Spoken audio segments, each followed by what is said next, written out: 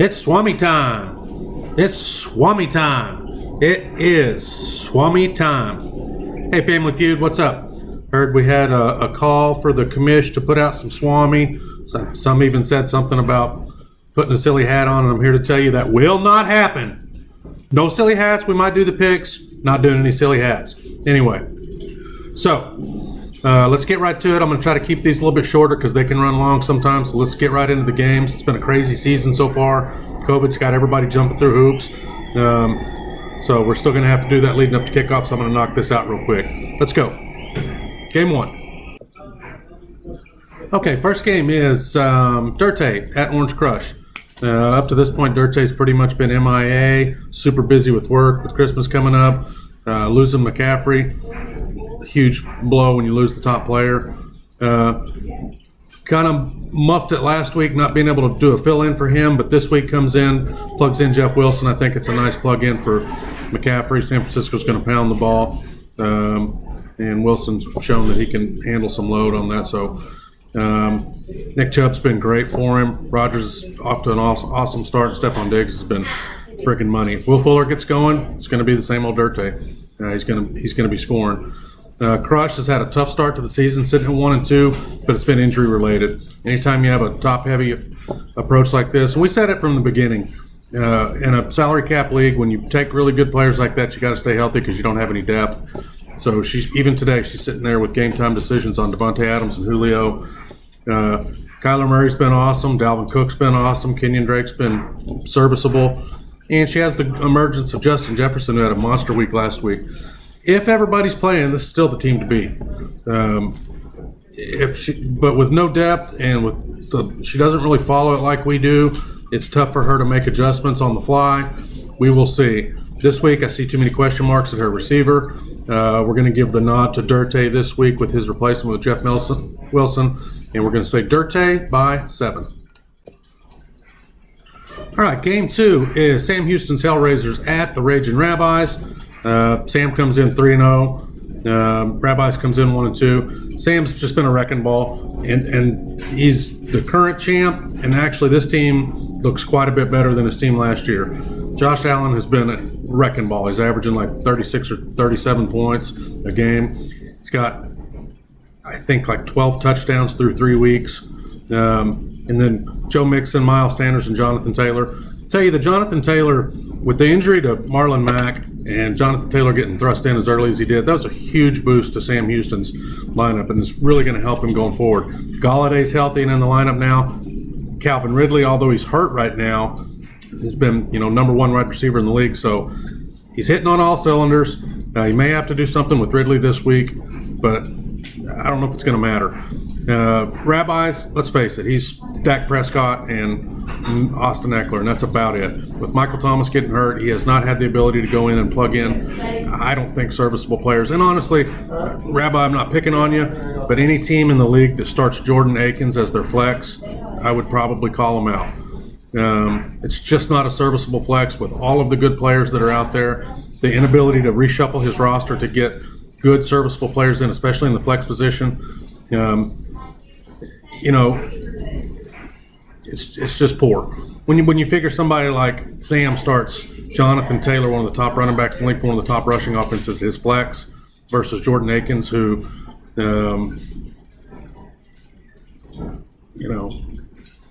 he's a tight end on a very bad team that doesn't really throw to their tight end. So I don't know. We'll see if he fixes it going forward. Now, he got a victory last week because Dak went out of his mind, and so did Austin Eckler. That's just not sustainable. So this week, I think Sam gets it done again. I think he walks through this one pretty easy. Rabbi does surprise, and he gets big performances. And if he does get Michael Thomas back, his team, he's got 3 big guns with Prescott, Eckler, and Thomas. But I think there's, these in-between times he could pick up a game or two and really be good in this league. You got to be careful starting 1-3 in this league because you can get too far behind waiting on players to come back, and then you're out of the playoffs. So Hellraisers get it done, moves to 4-0. Sam Houston's Hellraisers by 14. All right, game number 3, Dreadheads at the Nerd Puppets. Now, Dreads is an example of a team making good, super shrewd moves after a couple of injuries. He's lost his top 2 running backs, Raheem Mostert and Chris Carson, but he's been able to retain them and still plug in Kareem Hunt and James Robinson. Now, granted, James Robinson at $700,000 is a huge benefit for him, being able to do that. But he's able to fill a full lineup there. He's got Lockett, Judy, Allen Robinson, and he gets George Kittle back this week, rearing to go, which is dangerous for the rest of the league. Dreads did dodge a bullet this week with Mahomes looks like they're going to play the game at 7 o'clock, so he gets to plug in Mahomes. So I'm really liking the look of his team, even with 2 star players on the bench. Nerds is fighting some injuries himself. James Conner, the unexpected bye that he had to throw in there, so he's going to have to throw Chase Edmonds in there, and who knows how much work he's going to be able to get. Lamar Jackson has not been himself. He just doesn't look like he could throw the ball down the field. If their running game is not clicking on all cylinders, he may not produce the numbers that he did last year. Darrell Henderson is a great find. Nerds outbid Triple T's on that, dropping $75 on the waiver wire, and the Rams offense looks for real this year, and they're pounding the ball. So Darrell Henderson's the guy going forward. That's a steal. And then Tyreek Hill and Metcalf are just really nice. He does have an injury to Noah Fant. He got 5.5 points out of him. He's going to have to make an adjustment there going forward. This week I really like what I see with the Dreadheads. I think that his wide receivers of Allen Robinson and Tyler Lockett are in line for some big games. This is a super tough call. I think the Chase Edmonds that may hurt. And Kareem Hunt playing from behind against Dallas may get a little bit more work. So I'm leaning slightly towards Dreads. Let's go Dreads by 1.5. All right, game number 4, Crimson Rain at Taylor's Tenacious Terriers. Nobody's really personified the crazy year as much as Crimson had. He's got 2 huge blows already. Cam going down with COVID this week. He lost Saquon Barkley, his keeper, and one of the top players in the league to injury for the season. So he's had to make some moves. Plugs in a red-hot Joe Burrow. He's passed, for over 300, I think, in every game that he's played. They're chucking it a ton on it. He made really nice waiver wire pickups and started basically stashed all the $700,000 running backs. He's got McKinnon, he's got Mike Davis, he's got Josh Kelly, he's got Antonio Gibson. He's got a lot of pieces that he can move around and a lot of depth. He's just going to have to hope that they hit. Josh Jacobs has been money. Tyler Boyd has been a nice surprise. Andrews, they're looking for him. He didn't have his best game last week. I look for him to bounce back. It's kind of a tough call going between Mark Andrews and Waller. He may think about shopping one of those guys to fix his roster up, but who knows? It's a nice thing to be able to plug and play both of those guys. Tenacious Terriers had a great start to the week. Melvin Gordon with 25 points, most of it coming on a late touchdown, kind of a trash touchdown, really. He does drop Matt Ryan this week and plugs in Deshaun Watson. Watson, who he drafted, is kind of a buy low candidate right now after starting off with 3 of the hardest defenses in the league. I expect him to rebound. Aaron Jones has been superb, picking right up where he left off. And Triple T's dodged a bullet this week with Clyde Edwards-Helaire and Kelsey getting to play and not getting postponed, because that would have definitely caused issues.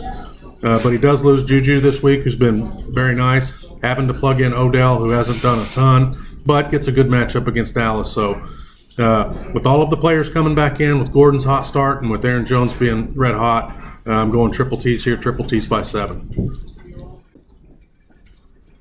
All right, our game of the week is Boats and Hose, and making game of the week twice in a row at Young Guns. Start with Boats and Hose. He has been absolutely frantically working the wire and working the free agent pickup. He's burned through 15 transactions through a little over 3 weeks. He's going to have to be careful going forward, but he's a win now mentality. He's always played aggressively. So this week we see a kind of a revamped lineup. You got Jared Goff pulling the trigger.